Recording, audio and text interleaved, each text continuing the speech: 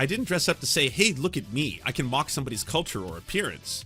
The counselor said he had drawn the ire of political activists online due to his conservative politics and outspoken support of Israel ever since the October 7th Hamas attack last year. Hey, if you call this racist, all right, if you say this is racist, you're anti-Semitic.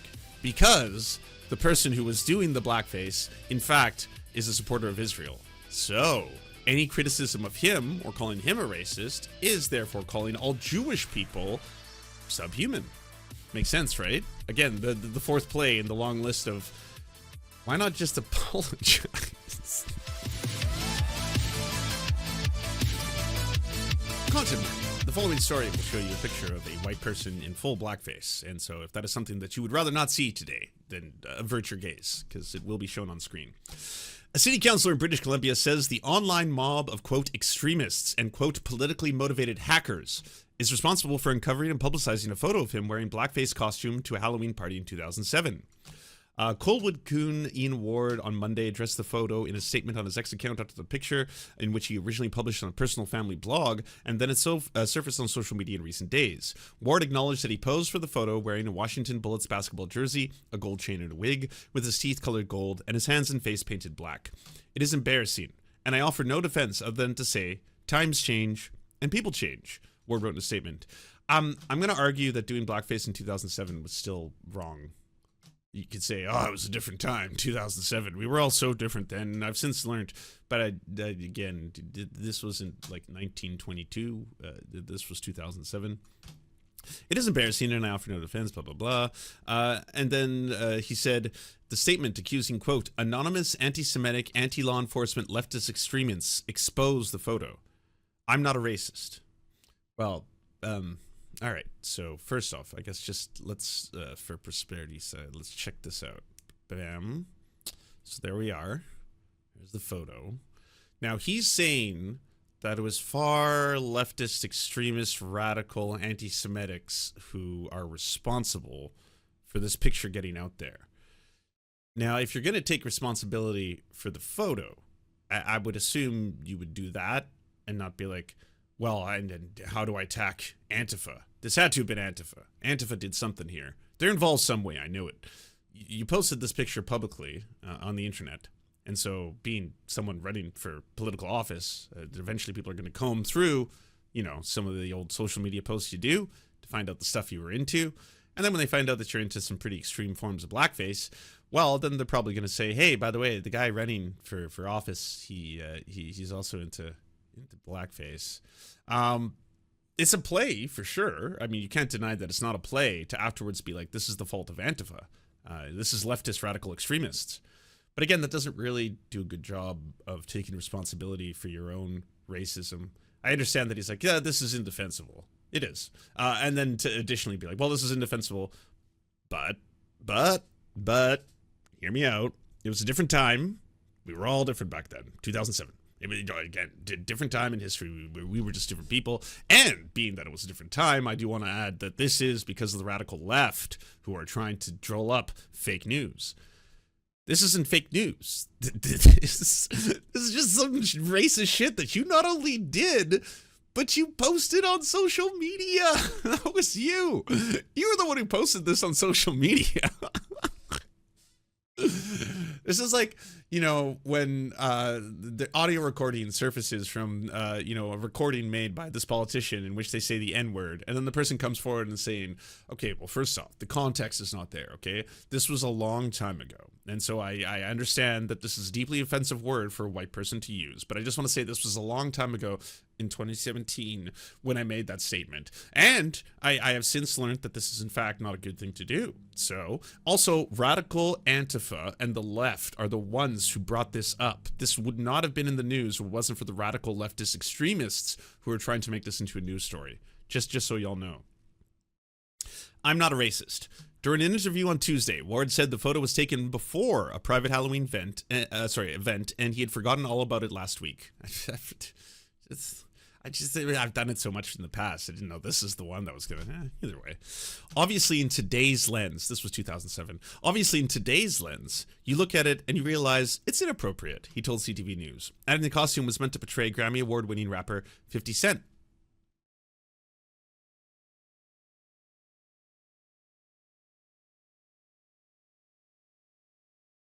Okay, so again, that's not a defense. Even if you did, a flawless, spot on. You even had some of the, like, the places where he was shot and stuff like that. You're like, this is the authentic 50 like image. Come on, you got to admit this.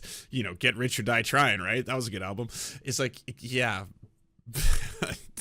So that's not an excuse for blackface. Neither is saying that, like, the times they were a changing in 2007, also not an excuse. But I love that this is the defensive play that you're doing right now.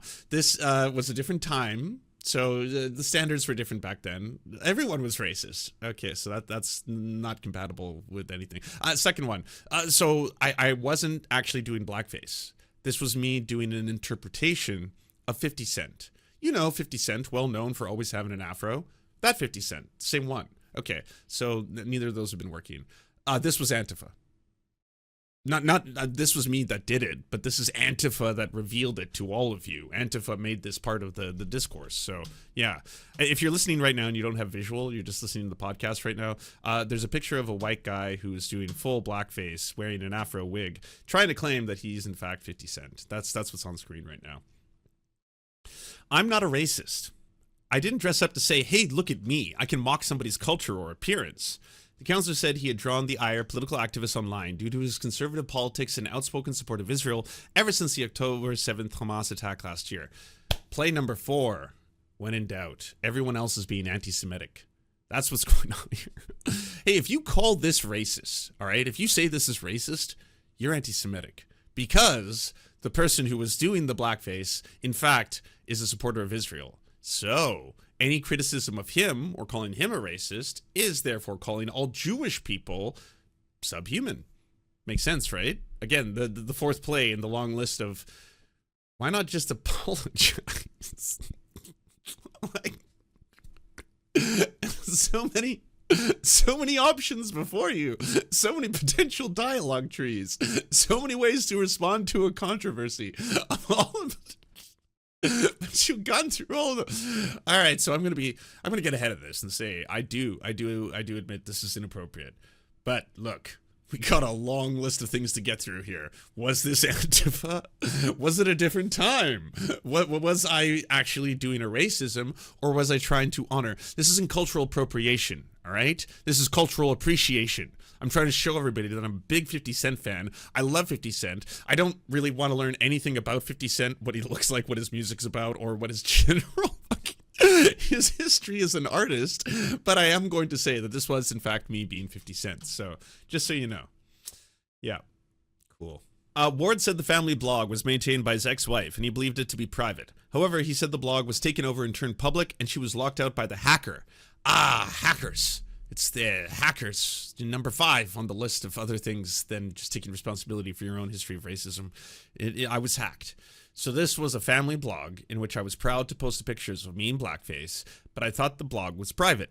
And then Antifa came in and then apparently took over my wife's account a long time ago, and then unlocked the account a long time ago, and then just left the account unlocked for years and years and years. And then years went by, and then no one noticed. And then someone published the photos, and now the photos are out there. I can safely say that Antifa is responsible for going back in time again to 2007 and making me wear blackface. The blog, which is still public online, has since been edited to remove the November 2nd, 2007 page containing the photo. So you went back and you undid the hack, and you're like, well, we got hacked, see? So I'm going to go back and solve this. And then you got rid of the offending picture. But then the account remains just open. I kind of feel like nothing changed. You just deleted the photo. And the accompanying description that says the author spent 45 minutes that morning turning Ian into a black man with stage paint. Took you 45 minutes. I mean, that's love. That's love of the craft, right? If you're going to be a minstrel show performer, I mean, don't half-ass it. Go all the way. Yes, some people... Everyone's got to make sacrifices at some point or another in their lives. And some people need to wake up early in the mornings and apply 45 minutes of makeup to achieve what they consider to be art. 45 minutes The offending page was public in November 2023 and was public last month, according to the nonprofit Internet Archive. Looks like the hackers didn't quite do the part of the story you wanted them to, which periodically preserved websites as they appeared in the given date. Ward was elected to the Colwood Council in 2022. A city spokesperson indicated that municipal governments would not take punitive measures in regards to the photo, as it was made in the personal capacity and was not municipal capacity. The city of Colwood does not endorse city representatives making public statements or actions that may be viewed by some as defensive or offensive. Our codes of ethics given us respectful in all interactions to protect personal dignity, self-esteem, and the well-being of others. Ward said he has reported the alleged hack to the local police. Thanks, I guess, for wasting resources, city taxpayer-funded resources, on discovering who is responsible for this vile crime. The crime of my wife's personal blog being public, and the Internet Archive has archived it as public. But because I'm saying that it was private and it was the hackers that made it public, the police need to investigate. So get out there, boys in blue. Find the real killers, you know? We got to track them down. The West Shore RCMP, which is responsible for policing the Colwood area, did not respond to a request to confirm whether the investigation was underway regarding the complaint. I hope this is one of those that you will dismiss. I hope it's one of those in the long list of, well, we only have so many resources to be able to dictate on to what we're going to prioritize in terms of our policing. And unfortunately, this one doesn't seem to be of the highest of emergencies. So we're certainly going to state that we received a call to investigate the hack of this personal council member's wife's publicly available account, which the Internet Archive also establishes was publicly available, as in it was not privatized, then hacked, then turned public. But either way, you know, maybe someone along the way will discover that. And yeah, I guess he's a victim. He's a victim of Antifa, the radical left extremists, and also anti-Semites who wanted to, again, criticize his support of Israel by publicly stating, if you look in this guy's wife's page, you will see pictures of him in blackface, where they write out that it actually took him 45 minutes to achieve the intended effect of him wanting to do a minstrel show. And that's Antifa for you. They're playing the long game, you know. With Christopher Rufo, it's the same thing. Christopher Rufo, again, you know, being revealed to have been an Ashley Madison, not just, you know, having his email on the list, but potentially being a member of the website. That date backs all the way to, 2014. And him now saying that, like, well, this was actually, I'm guessing, you know, some third party leftist extremist trying to sign me up for a website that, again, it shows that I was a part of before I was a public figure or anyone knew who I was. So, again, in 2014, you were not a public figure. No one knew of you. And then at that point, Antifa super soldiers who play the extreme long game found an email that they, again, were going to associate with someone they would know that in 10 plus years would eventually become the centerpiece of most right-wing culture war issues that attack immigrants, LGBTQ plus people of color. But they knew that, so they just did the long game and then signed you up, made you an account, had you interacting with the database, and then just waited. Not for the first leak. No, too much patience for that. Waited until the second leak came along, and then they knew at that point, we got him. The whole operation is coming together, see? And that's what it is. Mark Robinson, too, is trying to pull that same playbook where he's like, this was not me. This is fake news. I, in fact, was not the person who for years had been posting in porn forums about how I'm a black Nazi, how I love Hitler, how I love the KKK, all that kind of stuff, how I'm also into drinking my sister-in-law's piss. All of that was being done by malicious actors trying to, again, create a story where there is none. And then it's like, right, but you weren't a public figure back then, and you were in your 40s, and everything tracks in terms of being able to associate you with that account, including everything from multiple emails and IP signatures to the language and the tone and the cadence in which they're written, and corresponding to you also publicly posting on other social media accounts at the exact same time, using, again, the same email and even the same username. You weren't even careful enough to make a different username when you were posting horny in the horny forums, because I guess the hubris, again, people just thinking that they're never going to get caught for any of this, that in your 40s you were horny posting on forums and then thinking I should become a public figure afterwards. And then if that happens, I'll just blame the radical left. That's all you got to do, I guess. Now, for Mark Robinson, he got, he gooned way too close to the sun. You are not going to be in the good graces of MAGA if you're not only showing yourself to be, massively into your sister-in-law, cheating, breaking the covenant of marriage. I mean, that is tolerable. But saying that you're really, really into trans porn, that's the part where MAGA is like, oh shit, all right, well, we can't fuck with this guy anymore. He's got too much on him. Doug Ford talking about homeless people, saying they need to get off their ass and start working. Do you know what the best way to get people be able to get out of the encampments, get out of homeless? Get an application and drop it off one of these companies and start working. You need to start working if you're healthy. Bottom line, if you're unhealthy, I'll take care of you the rest of my life. Your life will take care of you. But if you're healthy, get off your ASS and start working like everyone else is. Very simple. This reminds me of the late great Greg Giraldo, who was a comedian, and most people now, I guess, he's already passed away, but most people know him from roasts and Comedy Central roasts, which is really too bad because his actual stand-up routines dealt a lot with homelessness, and he had a lot of really great lines. One of them being like, "Hey, people are always complaining, why did you give that homeless guy money? He's just going to spend it on drugs and alcohol." Then I realized that's what I'm going to spend it on, and I had no trouble with it. And I was like, that's a great line. Good setup, good delivery, good, everything. He's got another one where it's just like, and people are always talking about how, why don't you get a job? Why don't you get a job? Last I checked, the guy over there, his pants are falling down and he's got a needle in his arm. I'm guessing his resume hasn't been updated in a while. Like, when was the last time that you applied for a job? Do you know what the process entails? Do you think that it's just as easy as every single person who's living on the street is just like, wait, what? Oh, get a job. Oh, shit. Oh, I didn't think...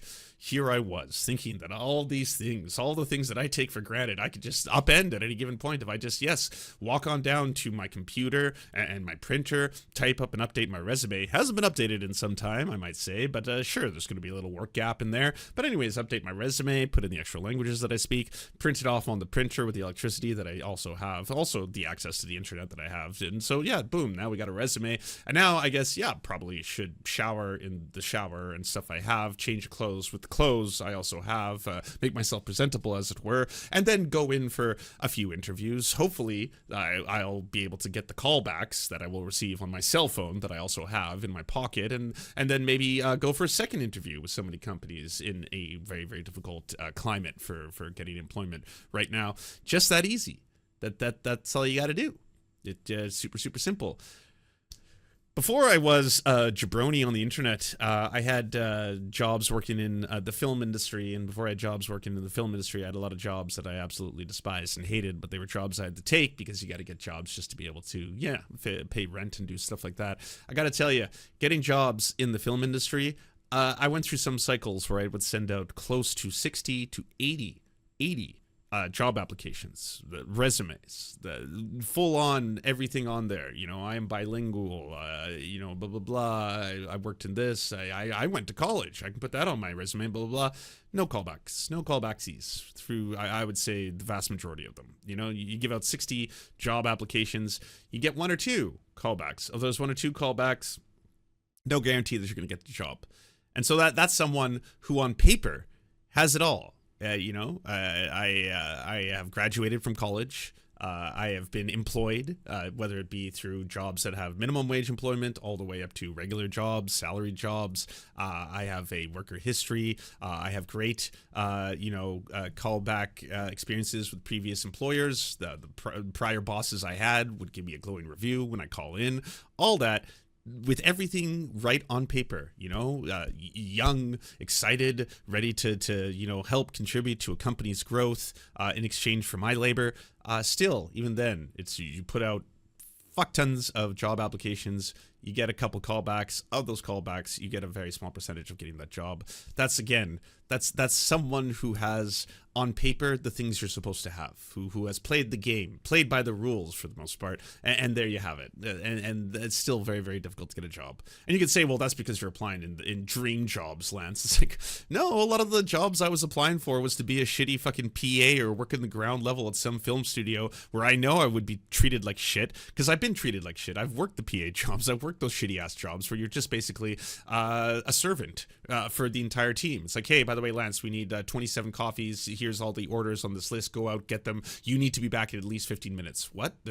There's no human way for 27 coffees to be made in 15 minutes. Well, you got to get back in 15 minutes because we have another order for you. You got to go back over there. You got to pick that up. And then we got a whole bunch of lighting gear that I know you're not licensed to drive one of these kind of trucks, but I don't give a fuck. Get over there, go drive that truck, bring that over to location B right now. Yeah, you're not unionized, so you don't get any benefits. I can treat you like shit and blah, blah, blah. Get out there. Hey, if you don't do exactly what we're asking you to do, you get fired. You're getting fired because there's literally thousands of other people who want to have your position, the shitty ass position that you have right now. So, hey, unless you're willing to do the impossible right now for very, very little money, you're getting fired. You're getting scrapped. That's the dream job. That's working in the film industry. That's like, yeah, that's my entire life. I've loved movies and TV. I've always wanted to be a part of it in some capacity. And now I got it. I got my dream job. Look at this. And it fucking sucks. And how are you supposed to pay rent with these kind of things? And every day you go home sad and like, but if I just do it for 5 more years, then I can go up to going from being the PA to something else. The assistant to, I don't know, the 3rd director. And that'll be better a little bit. Maybe even if I put in enough time and I get a single 2 or 3 credits on a script or on something, I can apply to join the union. Who knows? In 10 years' time, maybe I'll be able to climb up to that next little ladder. This again, this is all on paper. Someone who has done the right thing. People living on the street. In what fucking fantasy land do you have it in your head that every single one of them hasn't thought of this? Like they're all just like, The problem with homeless people is that none of them have thought of getting a job. Because if they got a job, then they could afford to pay rent, and then they could afford not to be homeless. That's what bugs me. So I'm now, as a politician who's been paid a lot and gets a monstrously amazing pension from the taxpayers, I'm going to get in front of a microphone and vilify them. And be like, get off your ass, you lazy fucks. Get out there and get a job like the rest of us. You lazy hacks. You know what's also awesome, by the way? I don't know if you've ever seen those segments that a lot of like conservative Fox News types likes to do, where they will like pretend to be an unhoused person for a prolonged period of time. They'll be like, I'm just going to show you how easy it is to live on the street, all right? So I'm going to try and show you what it's like to go from nothing to everything.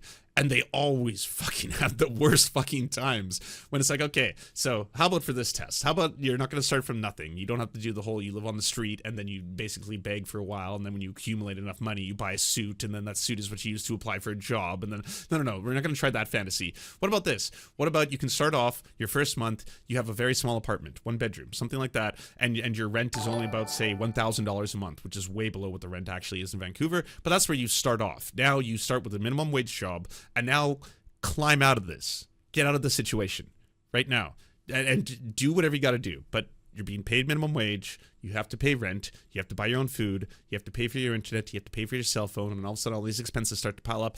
Heaven forbid you want to go out and enjoy yourself. You know, spend $20 on a movie ticket or something like that. No. You better be saving every single dollar and penny because you got to keep doing this over and over and over again. Next month, you're going to have to do it all again. So get out there and make something of yourself.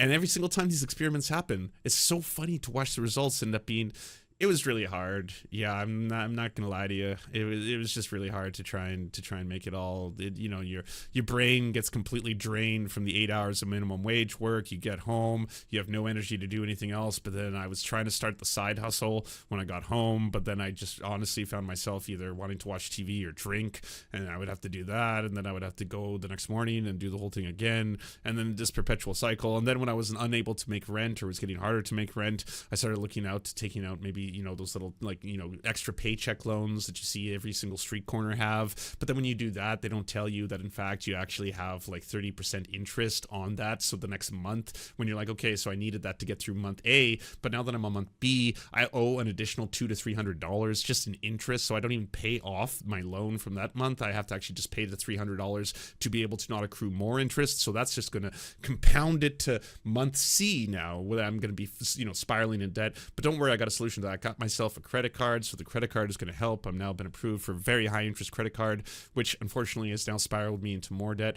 It seems I'm fucked, but I'm doing everything right, playing by the rules, not stealing, not robbing, not cheating, not even doing a side hustle. I'm just doing exactly what I'm supposed to do, but it's fucking hard. It's fucking impossible. Well, yeah, again, this complete lack of empathy. By the way, if you're Canadian and you're watching this, the NDP just put forward a motion for universal basic income. It's not going to pass, but if you ever were excited about the idea of there being a universal basic income in Canada, hey, that motion, Bill C-223, is being tabled right now. Only people who are going to vote on it are probably the NDP. The Conservatives will shut it down, the Liberals will shut it down. But just so you know, if you wanted a universal basic income, aka every month you have a guaranteed set amount of money just given to you. How? By taxing the rich. That's how they're planning to pay for it. That's what the bill is saying. That if they taxed a lot of the richest companies, corporations, and Canadians, well, they could afford to pay for universal basic income, so that poor people and people who can't work, people with disabilities, people who have all kinds of difficulties, entering the workforce, they would have some kind of standardized basic living income. But yeah, just that.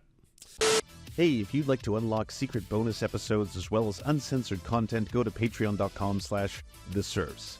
This show is produced by Anna Loves Riley, Arian McCarthy, Cheryl Alvarez, Comrade Junkie, Doug Caddy, Everything Important, Hagbard Celine, Jimmy Sombrero, Voltimondi, Omni, Political Puppy, Preston Kroll, Quiet 185, Riley and Anna, Roller Dragon, Cernicus, Stellar Gwyn, Sebastian Demel, Travis McClinton, Trincel, Words Greenwood, with additional support coming from all of these amazing human beings right here.